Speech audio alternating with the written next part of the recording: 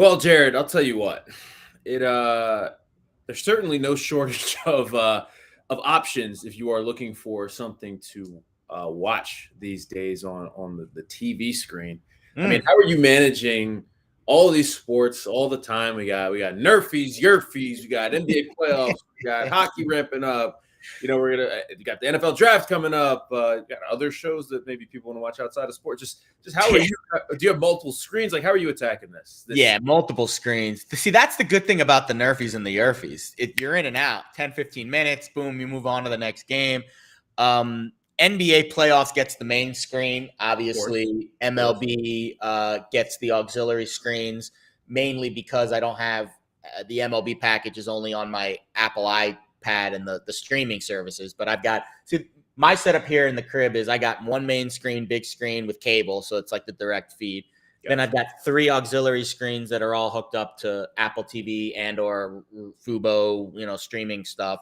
And then the iPad, which is like the 5th emergency screen, and really that's when you get the alert, the close game alert. You run to that one. That's exactly. So I'm well situated. The good news is I have prepared for this. It's like a hurricane. You know it's coming, and you prepare. You buy your rations, and I've got my food, and I've got all my screens set up. So really, it's just about managing the schedule, which is very difficult most nights, as you know. Let's send some thoughts and prayers to our good friend Colonel Mark Zinno, who has one screen and is flipping channels still flipping channels. Is he a colonel? Full bird, not lieutenant colonel anymore. Colonel Mark. Wow, that's right. That's impressive. That's a high ranking. Show some respect to Colonel Zinno. That's right. He's an officer. He is an officer. We need to get my guy a second screen or something, so he's not out here flipping channels. I mean, a colonel. Maybe if he gets promoted to general, he'll get a second screen. Right?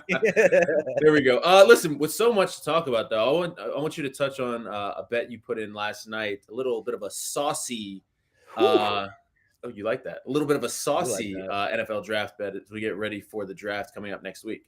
Crazy that the draft is in a week from Thursday. And last year, the last 2 years, really, the NFL draft has become a spectacle, not only from a watching perspective, but from a betting perspective. I made a bet last night. So I have 2 bets right now on the draft. The first one I made last week, it was the over 5.5 wide receivers parlayed with the Bucs to beat the Bulls in the series, just to get a little extra juice, knock down that juice a little bit. Great start with the Bucs, beating the Bulls. I'm not too worried about that. We'll get to the wide receivers handicap a little bit, maybe probably a little later in this week or maybe next week when we really dive into the draft. But last night I made another 2-unit wager on Ahmad Gardner's under 7.5 draft position, meaning he's going to get taken in picks 1 through 7. The way the draft works, just like over-unders in, baseball, hockey, football, whatever. But the draft position under means you're going earlier in the draft. Over means you're going later in the draft. And my source had talked to 4 defensive coordinators this past week. They say Sauce Gardner is the number 1 defensive player on their board. Higher than Thibodeau, higher than Hutchinson, higher than the rush end from Georgia.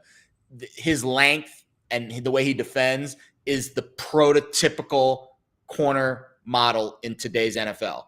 And we've seen it in recent years with corners getting taken a little higher than expected. J.C. Horn was the perfect example last year. This was a guy that was probably going to get projected for the teens, got taken in the top 10. And the way that this draft is shaking out, no big-name quarterbacks, kind of a up-in-the-air discussion for who's the best overall player, who's the number 1 pick. I don't see Sauce Gardner getting past the 7th pick. The Jets pick 4th. The Giants are 7th. Both of those teams need a corner. I could see him going even 3rd to the Texans. To me, this was a very easy bet. Now, the juice is flowing. Yeah. Minus 150 last night. I put 2 units on it. It's up to minus 170 now. You might be able to find a minus 160 out there, but get on Sauce now. He is going to be a big-time player on draft night. Top 7, I think, for sure. Oh, man. All right. Well, we got a lot to get to on this show, and we'll definitely touch on more with the NFL draft in the coming days and certainly next week. On today's show, we got to give some MLB picks with our segment Better Up.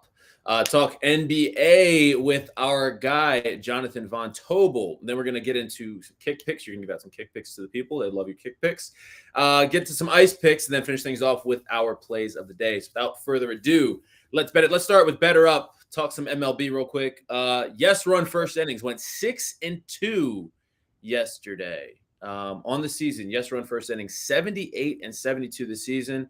You'd be down 4.26 units if you just blindly bet a unit on each of those. And no run first innings, minus 21.86 units if you just blindly bet each one of those. You all still love these bets. I don't do these. Look, I love a little. I don't mess with the no run, yes run first innings. I have not gotten there yet. That's fair. But let's talk about some games tonight because the Reds finally scored a run in the first inning for the first time. Finally, yay! So now the Orioles, the lowly Orioles, are the only team that has not scored a run in the first. I've got new sound effects for the Orioles. Ready? That's my Orioles sound effect. That's what happens if you're a Reds better last night. Cash register. Well, listen, Peter Angelos, if you spend $30 million on the whole roster, that's what you get. So I'm saying. All right, let's talk tonight because I want to talk about this Yankees game a little bit. But you have a play for the for the first no run or yes run first inning. No run first inning minus 140. Yes run first inning plus 110. If you follow Jared and his logic, you already know if he has a bet for this. You already know what that bet is. So Jared, tell us what your pick is for that. Yeah, I think the goal with these, and I agree, I don't think that there's like a ton of edge on the nose because the only time I think there's an edge on the no is at Coors Field because where the no is actually profitable this year. And we'll get into some Coors Field bets, I'm sure, at some point. Last night, the no hit at Coors Field. But I always lean on plus money and I always lean on the yeses because I do think that's where the value is. And with this Tigers-Yankees game, I got plus 110 over at MGM, and it's Tyler Alexander against Garrett Cole. Tyler Alexander's ERA in the first inning in his career is over 6. So I'm already getting an edge there. Garrett Cole, you would think, Garrett Cole's an ace. He starts fresh, and he's actually not great in the first inning. Highest of any ERA in any inning that he's pitched in, 4.39. And he's given up 4 runs in 2 first innings so far this season. Detroit 6-3 to the YRFI. That's positive. They've allowed a run in 4 out of 9 games. The Yankees have not been positive in YRFIs this year, 3-7. And that's because their offense has really struggled. They've scored just 1 time in 10 first innings this season. But I'm going to take a chance here. Plus 110. We'll go to the YRFI for the Yanks and the Tigers. The other one I want to mention, Cardinals Marlins. The Cardinals are the best team in all of baseball to the YRFI this year. 7-1. They're up almost 6 units, and they're a plus money YRFI tonight against the Marlins. It's Adam Wainwright against Jesus Luzardo. I really don't have a ton of data to back this one up. Both Wainwright and Luzardo are kind of average first inning ERAs in their careers. But this is just, we're going to keep betting the Cardinals at plus money for sure because they just keep scoring runs in the first inning. They've played 8 games. They've scored 5 times in the first inning of those 8 games. And if we're going to get plus money to the YRFI for the Cardinals, I'm going to keep taking it. So we'll see how it goes tonight. So Cards, Marlins, Yanks, Tigers, YRFIs, both in plus money. That means we only got to hit one to have a profitable night. Listen, you love the NRFI, YRFI thing. The shortest I will go on a baseball bet is a first 5. There's nothing wrong with that. What about first 3? I've done the first. Okay, I've done first 3 a couple of times. Threes aren't bad. Listen. I have one guy that I trust with first 3. All right. It was Mike Soroka back in 2019. Oh, too bad. That's another guy. We're going to talk about it. Waiting for Mike Soroka to come back. Yeah, but I mean that was my guy. That was my. He had one hell of a start to his career. Huh? Oh my God! I mean, incredible. Oh my gosh! Hold on, I'm drawing a blank on the Yankees pitcher. From 2019, Asian. Drawing a blank on his name. I ain't got nothing for someone. Help me out here. Anyway, while we're thinking about that, because what was it?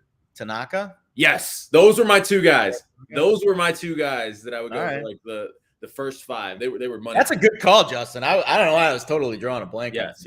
I don't know how I drew a blank. Crazy how he was like the ace of the Yankees staff, and now I don't even know where he is. Like I think he's pitching in Japan, but life comes at you fast. That's for sure. I'm bringing all this up. First 5. I do like the Yankees tonight. I think this is a good bounce back spot for Garrett Cole going against this Tigers team. Yeah. Who he's pretty familiar with. That current roster 244 average against him, 34.7% K rate. And this Tigers team just not good at the plate. 27th in hits per game, bottom 3rd in strikeouts, 26th in slugging percentage, 23rd in on-base percentage. I just think this is a good spot for Garrett Cole and the Yankees to bounce back after, I mean, to be honest with you, getting kind of embarrassed here in Baltimore over the weekend. So the only thing that kind of concerns me is the weather in Detroit. Going to be cold, a little windy. So some slight concern with the weather there, but why do they play games in Detroit in April and Minnesota? And even frankly, here in New York, like I think we should have like a new rule where it's like south of a certain point are the only teams that are allowed to play home games in April. Everything else. The same reason why they're building a new stadium in Buffalo that's not a dome. That's the same exact reason why they're doing things like that. Things that just no idea. The people that are smarter than us know exactly what they're doing. In my mind, right. I would think concerts, other things that you can do in that stadium during the offseason. But what do I know? I don't know anything. But yeah, so I'm going with the Yankees. It's a little juicy. Yankees on the run line first 5. I don't mind it. Listen, I think the Tigers are a fade most days.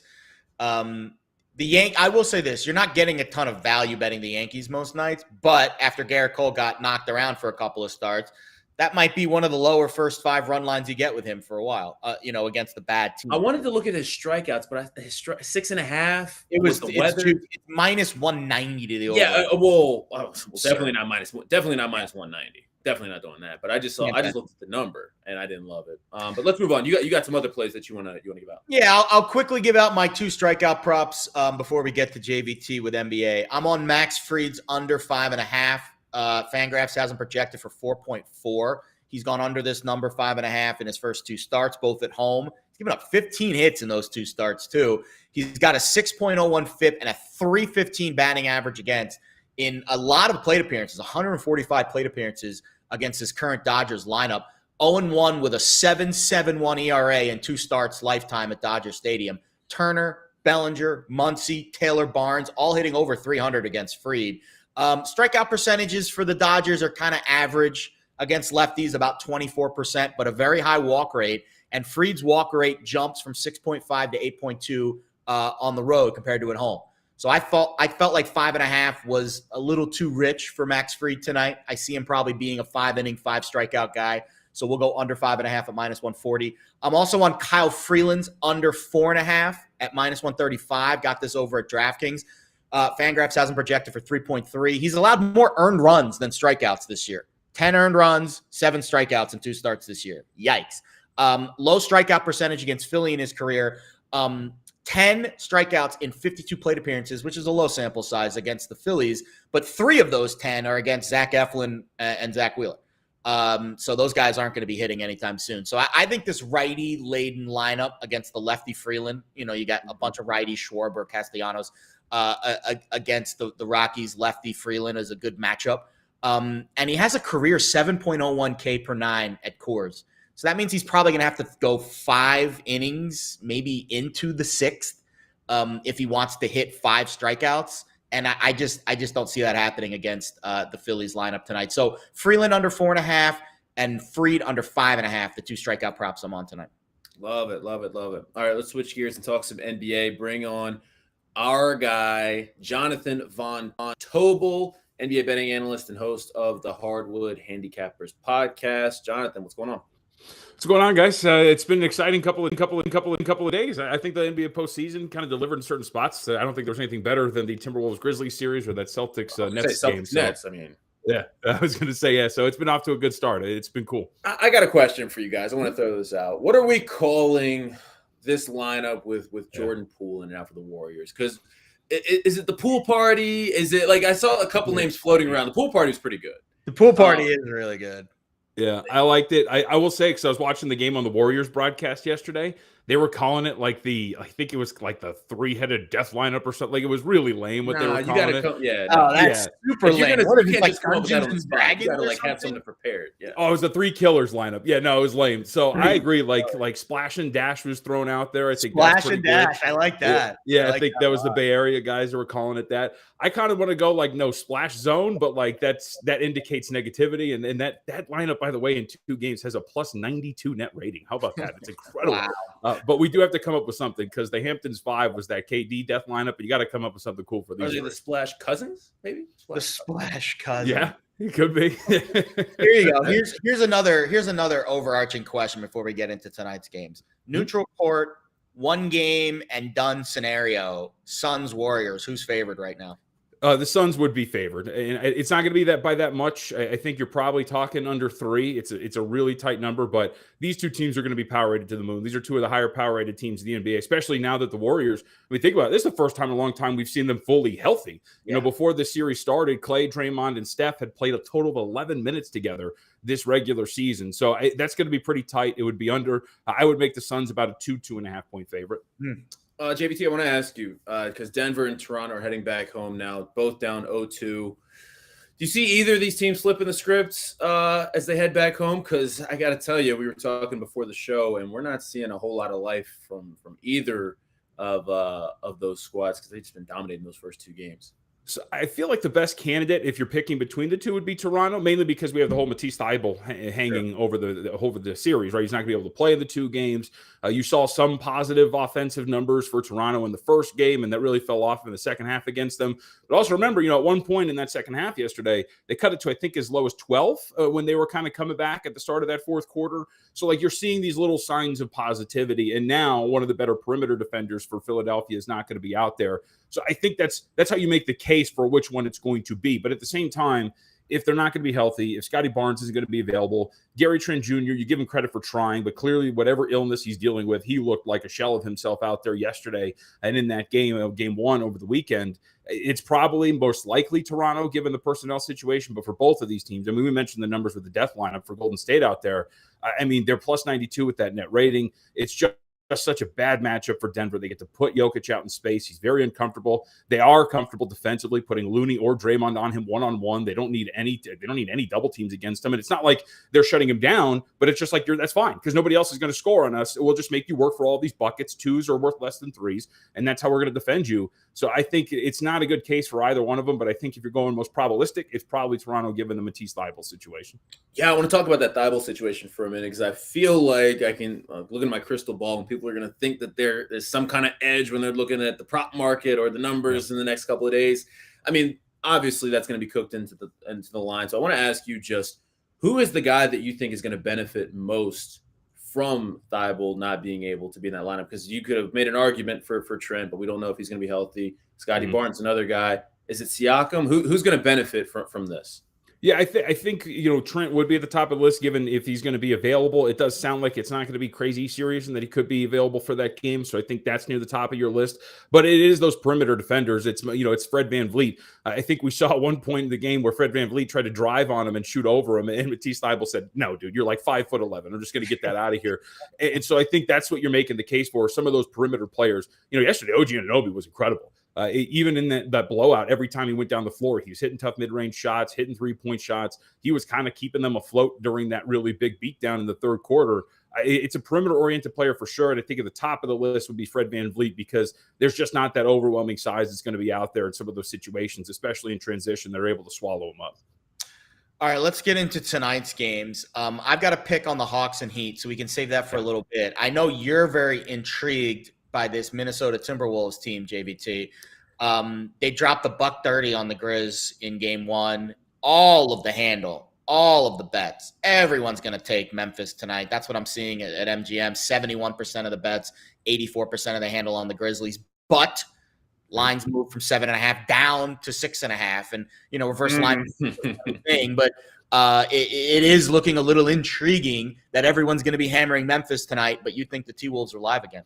Yeah, so I was on Minnesota in game 1, and I've just come back to the well here in game 2. And for me, it's just a power rating thing. If you look at it's funny, a lot of people will go, throw out the regular season. It doesn't matter. But it does. These two teams played 4 times. All of the roster was fully available for both teams in those 4 games, and they split those 4 games. The gap between these two is much smaller than the market is giving it credit for. Before the series started, we were talking about a series price of well over $330 in favor of the Memphis Grizzlies. Game 1 being 7. Game 2 over the weekend, guys, they actually first opened up at 7.5 in some spots, despite the loss. And I just think, to me, it's just going to be consistently playing against the market's overvaluing of Memphis. There's mismatches on the floor here that work in favor of Minnesota. We saw what Karl Anthony Towns did to both Jaren Jackson and Steven Adams.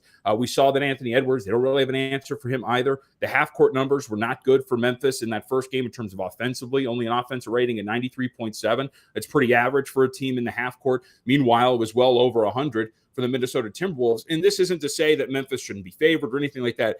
I made this much closer to 4.5 than I would to 7 or 7.5, which we saw. So to me, it's just about kind of playing against the market until, one, I'm proven right, the market corrects itself, or two, I'm proven wrong, and it's still open for debate, of course, that that's going to happen. But I think when you saw these 4 games of the regular season, Memphis closed no higher than a 4.5-point favorite at home, and now we're ratcheting these numbers up to 7, 7.5. It just doesn't make much sense given the matchup. So yeah, I'm in on Minnesota one more time here. All right, Jonathan, tell me if I'm a sucker here. I'm looking at a prop. Cat over 9.5 rebounds, minus 110 on DraftKings. 13 rebounds in game 1. He looked dominant. I mean, Steven Adams couldn't stay on the floor. I think he only had 24 minutes, something like that. He's gone over that prop in 4 of the last 5 and 3 of the last 5 games against the Grizzlies. It just feels like it's too good to be true. Is it too good to be true, or am I onto something here? I would say it might be a little too good to be true, only because, and this is why I love the NBA postseason so much. These coaches don't get enough credit for adjusting, and you see it on a game-to-game basis, the difference in game plans. And I think the game plan for Memphis today is going to be, hey, look, if Steven Adams and Jaren Jackson Jr. aren't in foul trouble, because that was a really big part of what happened in game 1, there's going to be a concerted effort to take Karl-Anthony Towns out of this game, whether it's going to be box him out, focus on keeping him off of the glass, because they actually had some pretty good second chance opportunities in that game as well against the Memphis Grizzlies. And they themselves, they finished the year in terms of offensive rebounding rate leading the league. They were a good second chance points team as well. I think you're going to see more of an emphasis on that here. So I think the game plan would be, let's keep Karl-Anthony Towns out of this game, both on the glass and as much as we can in terms of points per game or points. And I think I would tend to lean under, because I think if at least I'm coaching this series, my first thing is look pretty bad in how we contain Karl-Anthony Towns. I think that's going to be our first objective. Yeah, I think Towns, 43 minutes in game 1. I do like the fact that these teams played Saturday. They get the extra day. I think that helps all the star players to continue to get extended minutes. All right, I'll be honest. I don't think Atlanta has much of a chance in this series against Miami, and I'm sure most experts will agree. But here's how I'm playing this game tonight. And maybe it's contrarian, maybe it's the best bet I've ever made in my life. Jimmy Butler's 3-point makes prop is set at 0.5. So Does he make a 3? Does he not make a 3? It's minus 102 over at FanDuel, which is basically a coin flip.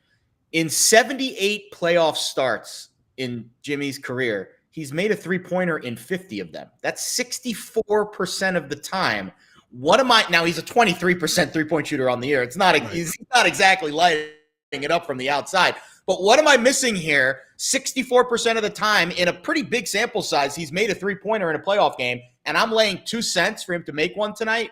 This has to be my favorite bet of the night, right, JVT? I think it makes some sense, and especially like if you read the quotes coming out of Miami during the end of the regular season, they were pushing Butler to shoot 3-point shots. They just want to have that threat out there. You mentioned he's not a good 3-point shooter, but the fact that I think the attempts are going to be there for him is something, because they're going to slough off of him when he's talking about the perimeter. If it's wide open, he will take it.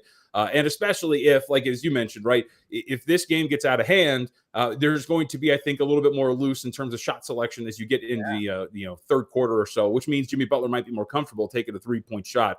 So I would agree with that. Butler has shown in the postseason that he's willing to at least take the shot. His teammates are pushing him to do so in practice. So I would agree with the sentiment there. Love it. All right, another play that I'm on for that game. Well, we know Trae Young, terrible game 1, right? I think this is going to be a big game for Trae. Bounce back spot here for him. That's Trae Young. That's Trae Young. That's Trae Young tonight. Oh, I need it because I'm looking at his threes props. I'm looking at 3+ threes, minus 140. He's had 3 or more threes in each of the last 5 games following a loss in the regular season, and 7 of the last 10 games that the Hawks have lost. So I'm looking at that, and he's had 4 or more threes, and also in three of those 5 games following the loss. So I think that Trae is going to come back in a big way here and find a way to get going. I mean, he has to, right? He's kind of like all the Hawks have offensively. He's kind of like the spoon that stirs the pot a little bit. So I'm looking at Trae threes, and I really like the 4 or more threes at plus 192 on FanDuel. Woo! Wow. You see. Yeah, it is. Now, I will say to your argument here, and I think Trey's going to have a better game. I was really surprised how slow they were in that game at the beginning. Like they weren't hunting Max Strus as much as I thought they were going to. They were getting really slow into their sets. Young seemed pretty irritated at a lot of it. Danilo Gallinari had some really fiery quotes afterwards, essentially asking why the hell they weren't ready and calling out a lot of his teammates. So I think you're going to get a better effort from all of them. But to your point about the three-point shooting here, Miami actually ranked dead last in terms of frequency of three-point attempts allowed. They are one of these teams that is going to sit back and not allow you to get within the painted area. They'll allow you to take three-point shots. And if you go back to that first game, in the first quarter alone, there was about 3 or 4 missed wide open threes for the Atlanta Hawks that would have made that deficit a little bit tighter and probably get them a little bit more competitive. The Heat are going to allow those three-point looks. It's about keeping teams out of the restricted area for them. So in terms of the frequency and the ability to do that, I think you're going to get the opportunity because the Miami Heat all year long have been about, go ahead, shoot your threes. That's fine because as long as you don't get the painted area, as long as we don't foul you, we're going to be fine the way we execute defensively. 4 threes. 4 threes for Trey. I will be watching. If you hit that, look, I'll be rooting for you.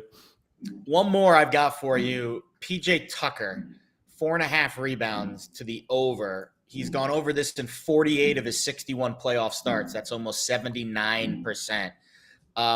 He seems like if we are going to get a lot of, defensive grittiness in this Miami Heat team, which we expect, and they do a good job shutting down these Atlanta shooters, you would expect there to be some rebounding opportunities. How do we feel about PJ Tucker tonight? Yeah, it would make sense. And PJ Tucker, too, is going to be in good opportunity, when you're playing the position that he is and against a smaller team, right? Because we know about the front court and everything going on against Atlanta. I think you'd be in good position there to catch something like that, especially when like Onyeka Okongwu has been a really good piece for them. John Collins still working his way back in terms of the injury. Looked a little slow, but still gave him some pretty good minutes. So I think against a slighter front line here, the rebounding for the front court for Miami, I think is going to be pretty good. And you saw, there were some good offensive rebounding opportunities for them in that first game too, because of the lack of the size. And I would expect that it's going to be a pretty good rebounding night overall for the Heat today. And that, of course, would include PJ Tucker. Love it. Jonathan, I got one more for you. You talked about going back to the well here. My play of the day the other night, Devin Booker over 2.5 threes against this Pelicans team. A little more juicy tonight. It was minus 120 the other night, minus 135 today. I mean, we know the Pelicans, one of the worst three-point defending teams in the league here. He could have cashed that in the first quarter. In game one. Do you like Book tonight, or do you see an adjustment just like you talked about with this Grizzlies game? So I think you're probably going to see an adjustment. And I find this, I like this Pelicans team a lot. So coming into this postseason, I had a ticket on them to make the playoffs at about plus 440. It tied into this new starting lineup that they had. And they had started Jackson Hayes. They started Jonas Valanciunas. They had a massive front court. It was a really big problem for a lot of the teams in the regular season. But you saw in the Friday game against the Clippers, you saw in game one on Sunday against the Suns, that teams are just going small and playing that lineup off of the court. And what I think would worry me about an adjustment here is, and I'm actually waiting to see what the starting lineup is going to be, because if it's the same starting lineup, I'm going to be on Suns first quarter in this game. But I think really what it's down to is if they go small and you start to see like Larry Nance Jr. out there more often as the biggest guy on the court, then I think that would lead to running a guy like Booker off of the line a little bit more frequently, him resulting to his mid-range scoring, which is obviously his biggest weapon in his bag. I think that's kind of the thing that would worry me. So for me, I want to see what the adjustment is from a lineup standpoint from Willie Green and the Pelicans. If they're going to go big again, then those open three-point shots are going to be out there because they're going to force guys like Jackson Hayes to guard out in space where he's not comfortable or close out on shooters. And if that's the case, then I think you're a little bit more likely there. But if you see the adjustment from Green and they either go small really quickly or start a different lineup, then I think I'd be a little bit more hesitant to play something like that. Great. Do you have any other plays that you want to give out before we get you out of here? No, I haven't said anything yet. I mentioned the first quarter play that I'm waiting to see the starting lineup for the Pelicans. I want to put that out there. And I want to say, too, I'll get your thoughts, your guys' thoughts on this, because I know one of the popular angles in NBA postseason is teams down 2-0, right, going back home first quarter, first half. But if you go back to just last season, that angle was 6-9-1 against the spread. And you're starting to see these books like you're laying first half lines in the first quarter. Teams that are slightly, like we're seeing the Denver Nuggets, who are 2.5-point underdogs in game 3 back at home. They're probably going to be laying a price in the first quarter as well. Like bettors are really getting no value. And I just think it's a pretty fascinating angle because you're going to hear a lot of it in the next couple of days. Like, hey, teams down 2-0, go back home first quarter, first half. And odds makers have just sucked the life out of that thing. And there's really no value out there.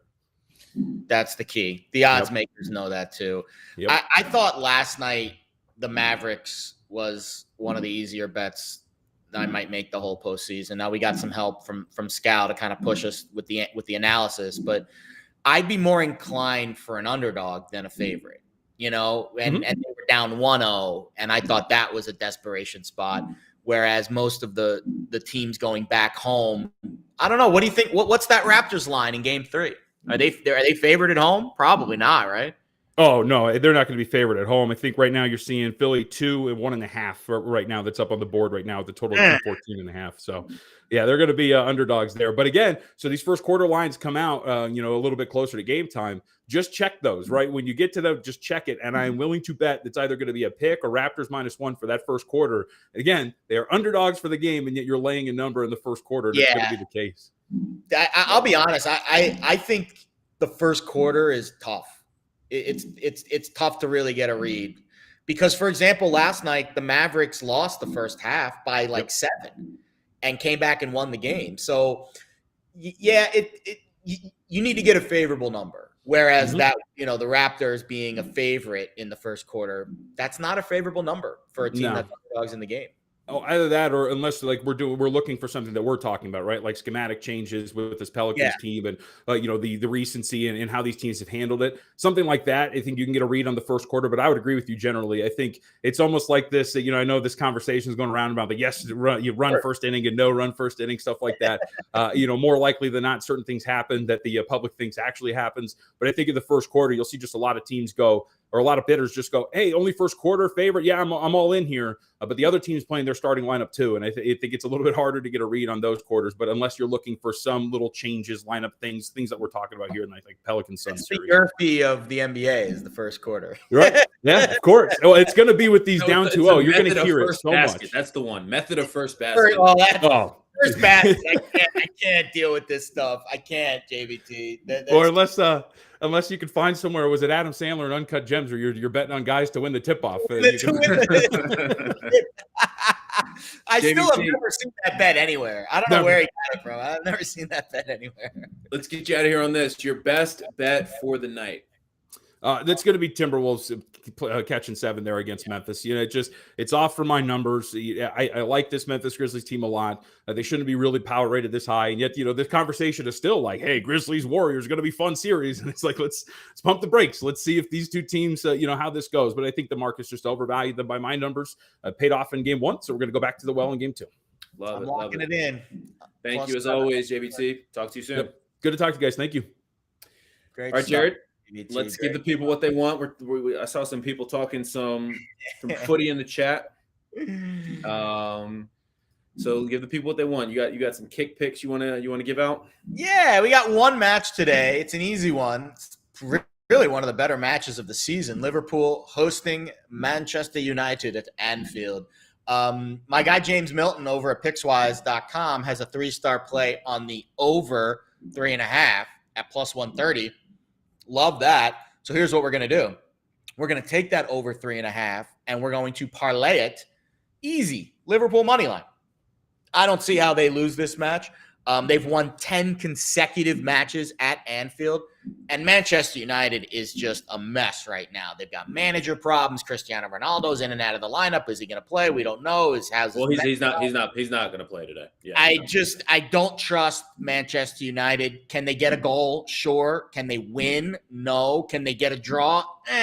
Don't love that prospect. So Liverpool money line parlayed with the over 3.5 is +175 over at Bet365. Very juicy. I see 3-1 Liverpool. I could see 4-0 Liverpool. I think they are pushing for that top spot in the EPL. They're trading blows back and forth with Man City. Should be a very fun stretch run for the EPL title. And I just think Liverpool rolls today. So that's my bet. Liverpool money line parlayed with the over 3.5, 3:00 Eastern start time. You got plenty of time to get this baby in. But very juicy, almost 2-1 over at Bet365, +175 on those odds. So lock it in. Liverpool, let's say 3-1 over Man U today. And obviously a terrible situation, Cristiano Ronaldo. Can't imagine. I mean, he's not playing, but couldn't imagine that was even a thought for anybody. No. Today for him. All right, let's get to some ice picks before we get out of here. I do have one. I've been off the ice for a little bit, but I'm back. I'm back tonight. I'm looking at this Bruins Blues game, and I found a spot on DraftKings. I hope it's still there. With the total over 6. It's 6.5 at other shops, so a little bit of an edge there for me finding the 6. Blues have gone over in 7 of their last 10 games, and they just scored. Didn't they just beat the Bruins? I think so. They just scored 4 against the Bruins. Yeah, they just scored 4 against the Bruins last week. They scored 6 or more in each of their last 3 games and average 5 goals in their last 5 home games. So I'm looking at this as a great spot for this Blues offense. We know the Bruins play great defense and all this, but I think this is a great spot for the Blues. Home ice. They're still both teams still playing for something, playoff positioning. Bruins trying to get out of that wild card spot. The Blues trying to hold steady, right? I believe they're in second right now. I believe. Yeah. I believe. So I'm looking at the over 6. I think there's some value there because I saw 6.5 at some other books there. So going with the Blues, Bruins, over 6. A lot of totals. Totals have been the talk of the NHL lately. I'll give you one. I'm not betting this because I don't have the cojones to bet it, but I recommend if you were going to bet this game, this is how I would play it. The Flyers and the Leafs tonight, the total is 7. And we've seen some 7s on the board with NHL totals this year. The under is actually 7-3 this season with a total of 7 or higher. And there's been 7 straight unders. The over started 3-0, and they're 0-7 since. Again, Leafs, Flyers, those teams are gas cans when it comes to goals. I don't have the cojones to bet the under, but if you want to trend in the NHL tonight, when the total is 7 or higher, the under is the profitable angle, and that is the case tonight, Flyers, Leafs, with a 7 total. And I saw the under at -120 at DraftKings, so it's not like you see to the under. Like, it's like a regular bet. Yeah. All right, plays of the day. Head to the site. We got any 3 stars on there? Just the Liverpool over that we just mentioned. And then Ricky Diamond's got a bet for the Barcelona Open in tennis. I don't know if it's still available. I don't really follow tennis that often, especially non-majors. But Ricky's been crushing tennis picks. Ricky Diamond, one of the editors for the site, does a fantastic job with his tennis bets. So take a look over that. Tsitsipas is the bet for Ricky Diamond. And then, of course, we mentioned the Liverpool-Manchester United over. So Pickswise.com. We got some parlays on the site, too. We've been crushing. I don't know if you're a big mega parlay guy, but they hit a mega parlay and the regular baseball parlay last time, right? I don't know who's cooking these things up in the lab, but you got to get us some picks, man. But go to Pickswise.com. I see a NBA postseason parlay. I see a mega NBA postseason parlay. I see a regular MLB. I see a mega MLB. I see an NHL. I mean, the parlays are plentiful on Pickswise.com. Love it. All right, your play of the day. I think I got to go back to the well with Jimmy Butler. He hit a 3 in the opener of this series, and I got him capped at 64% of the time in his postseason starts. He hits a 3-point shot. JVT gave a great cap. The fact that this series is probably going to be a little bit more slanted towards Miami means that they might be a little more liberal with their shot selection. And I definitely see Jimmy attempting at least 1 or 2 threes tonight. Can he make one? I don't know, but I'll take the coin flip bet at -102 because, again, 64% of the time he's hit a 3-point shot in 50 of his 78 playoff starts. So I'll go with the odds there that say I'm getting some favorable plus EV here. I think this probably should be closer to -120 or -130. Over at FanDuel, it's -102. Jimmy Butler, just make a 3 for me, bud. We're going for. I think you're on a nice little streak too with PODs. We're all on a nice streak. Lawrence hit 3 in a row. I've hit 3 in a row. I think AG, you're up to 2 in a row, so you're going for a 3rd straight tonight. Let's get the POD streaks going, man. Let's do it. All you need is a 3. I wish I was as smart as you. Right? Just find the spot where you just need 1. And then you're like, oh, here we go. It could happen on the first possession of the game. It could. It's over. Well, listen, I am on the same game as you. The other team, though, I'm looking at Trae Young, and before I get to my play, I saw some chirping in the chat when we were talking with JVT. Oh, there are such better plays than Trae Young, 4 threes. Block it out. Bud. Block it out. Just Four like threes plus 192. If he hits 3, right? If he hits 3, we just need one more. And it goes from minus 140 plus 192. You're almost 2 to 1. And, I mean, so listen, but that's not the play of the day. The play of the day, I'm going with Trae Young. Great. I think this is going to be a great bounce back spot for Trae, coming off the worst game of his career, probably in game 1 here. I'm going with Trae Young over 3 threes, or 3 or more threes, I should say. Minus 140. Over 2.5, basically. Yeah. 3 more threes. Trae's had 3 more threes in each of the last 5 games following a loss for the Hawks in the regular season, and 7 of the last 10 games following a loss. So he bounces back in these spots. And I also looked at this, and I'm telling you, listen, I don't just make this stuff up. When we're looking at the 4+ threes at plus 192, he had 4 or more threes in 3 of those 5 games following a loss. So my play of the day, Trae Young, 3 or more threes. But I will say, sprinkle a little bit on that 4 or more threes, just a little bit if you feel so inclined. Because you want to ladder it a little bit. I think this is going to be a big game for Trae. Yeah. I think if you bet these, you ladder accordingly. How about this? I got a fun little game we're going to play right here. PJ Tucker over 4.5 rebounds. That was the one that I liked. Ooh, I know what you're doing. Ooh, I like this. You know what I'm doing. Jimmy Butler over a half made threes. And then how about we do Trae Young to hit 2 threes? Just 2. Not 3, just 2. That parlay is 3 to 1 over at FanDuel. If you want to do 3 made threes, like Alex's play of the day, then the parlay jumps to plus 454. So there's 2 options for you. You want to feel juicy, you go with the 3 made What threes. about what? Because I know someone out there is feeling bold. What about the 4 more threes? All right. Let's see what we got. 4 more made threes. That makes the parlay plus 818. Woo!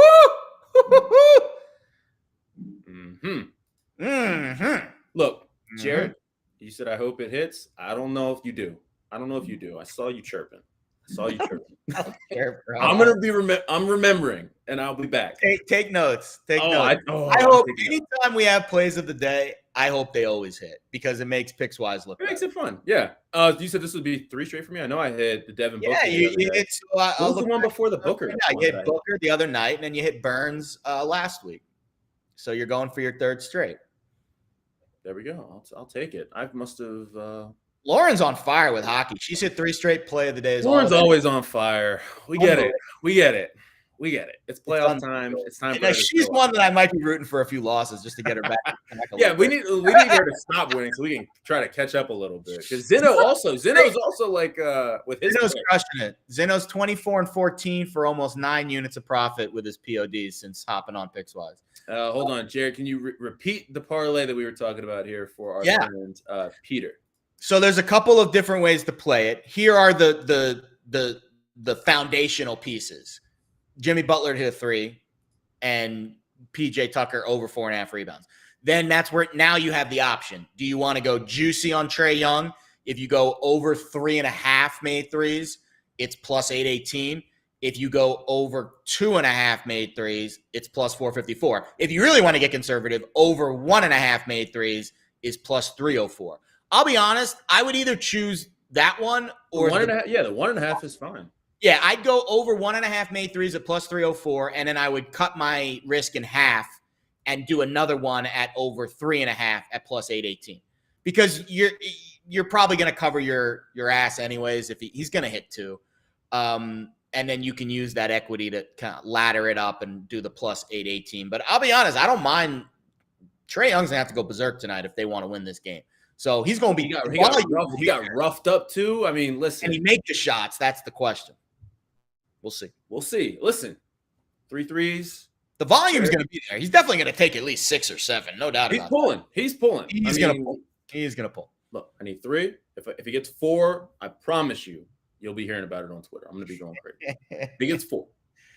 But either way, that'll do it for us today. For Jared, I'm Alex. We'll be back tomorrow at 10 a.m. Good luck with your plays tonight. Trae Young, I need 3, 4 if you're feeling good. 4 if you're feeling good.